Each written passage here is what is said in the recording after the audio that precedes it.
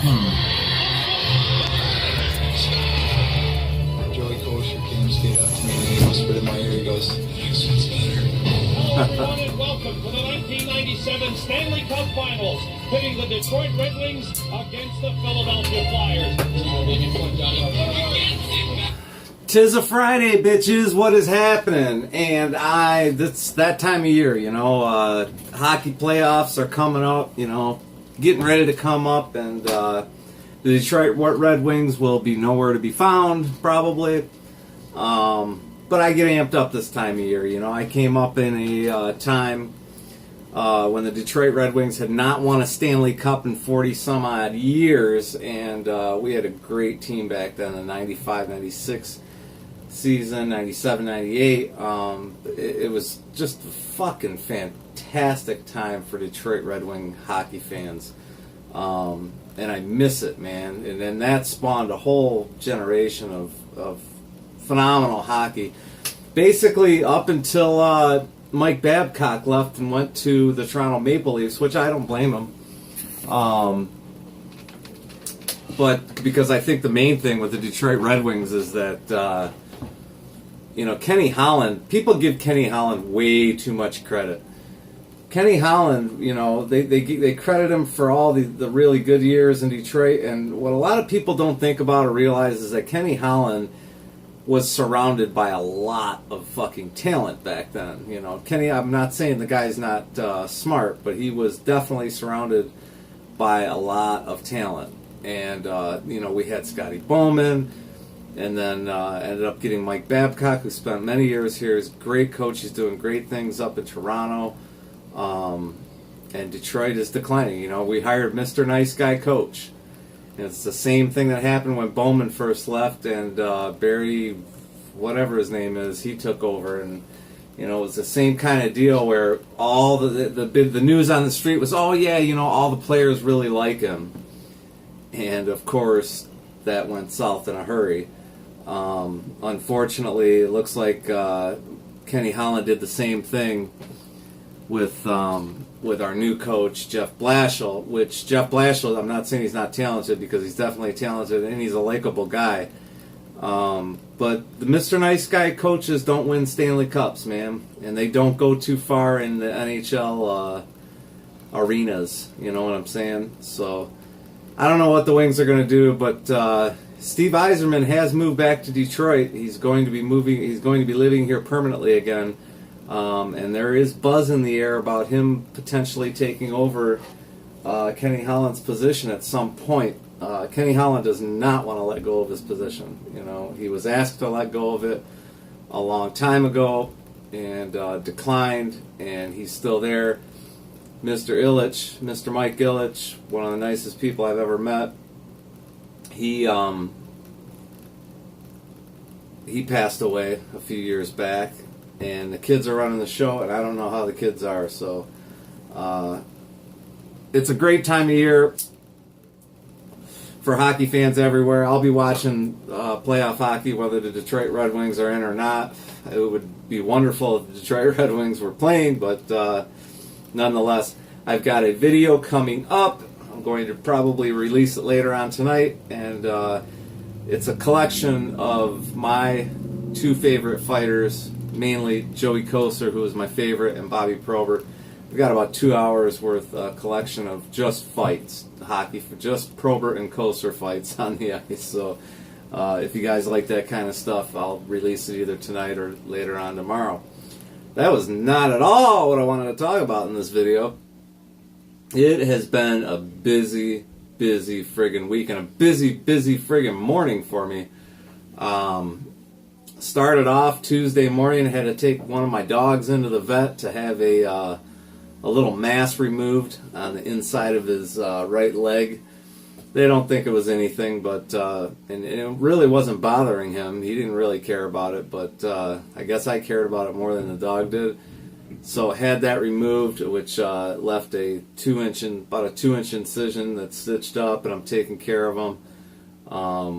My puppy dog, man, my puppy dog had surgery, so kind of freaked out about that, you know. Been taking care of him, watching over him, and so far he's cool. The only thing he didn't like is when they released him from the vet, they had this on him. I can't get it over my head right now. I could take it apart and do it. But anyway, they had this thing on him, and he was all doped up for starters. And he was not having it. He's like, "Are you kidding me? I'm not wearing that." And I said, "Really? Does he really need to wear that?" And she said, "Yeah. You know, otherwise he might lick and bite at that incision. That will not be good." Well, he's pretty good about stuff like that. Like, even when he got clipped, he didn't lick it or bite at it or anything like that. And so far, he hasn't done anything with this. He knows something happened, but he's just one of those dogs. He doesn't obsess over things like that. His main obsession is food. Other than that, he really doesn't care. It's like, okay, the humans had this done, had me do this, so I guess that's what's got to be done, and I'll listen to my people. It's a really good dog, man. So yeah, my buddy. And sick kid the past few days. The youngest been sick, staying home, so everybody's getting taken care of this week.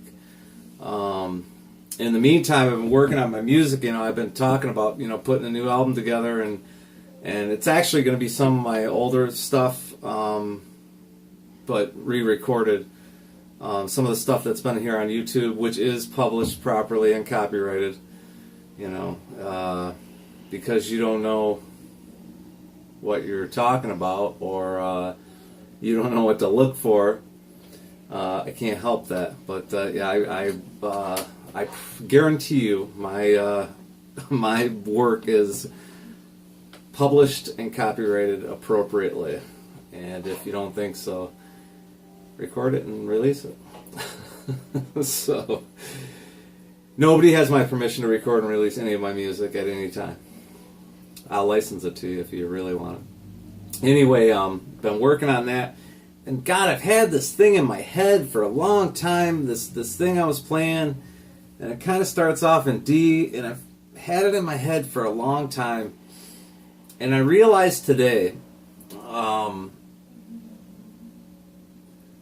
it was actually Guns N' Roses that made me realize today. But I had to go out. I had a doctor's appointment this morning, and I threw in Appetite for Destruction, and I was listening to that, and I was just like, of course, you know, all the greatest songs have a great hook to them. You know, it's not like that's just the way it is. All the greatest songs they have a great hook to them. And what I was doing with this new song I'm working on, it was like I was trying to blow my load all at once and continuously. You know, if you know what I mean. You know what I mean by that? It was like I was trying to put way too much in, you know, trying way too hard, and what'll end up happening is a lot of that stuff will be, you know, scattered throughout new songs. You know, you got to remember when recording and writing that you have to keep it simple. You know. If you know, it got to a point where it was irritating and I wasn't having fun, and that's when you know, if you're not having fun with your music, then you're not right. You know, it's this is an old song. This is one of the songs I'm gonna redo right here.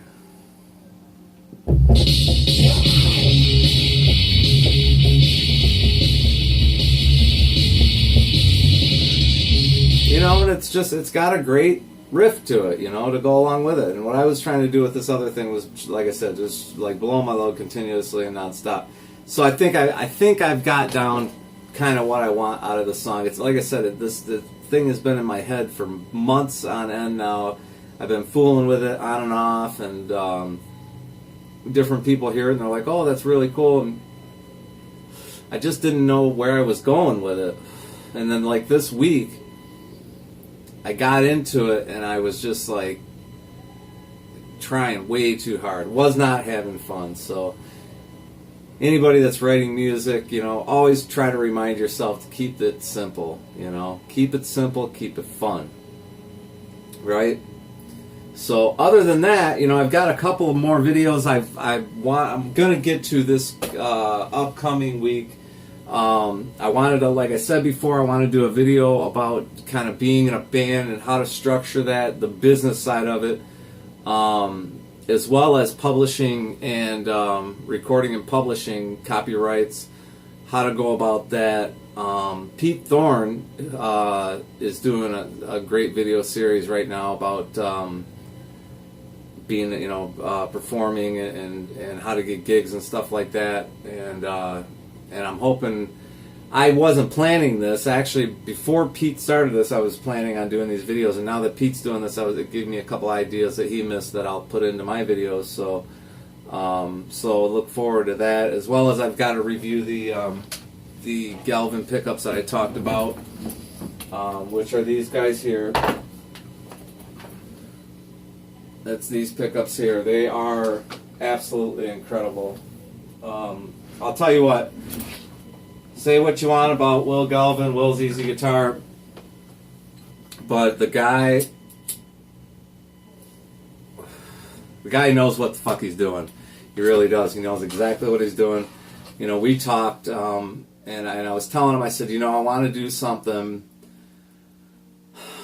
different. I don't want EMGs in it. I don't want a JB and a Jazz, you know. Although those are my favorite pickups, the JB and the Jazz and the EMG 8185. That's like what I use.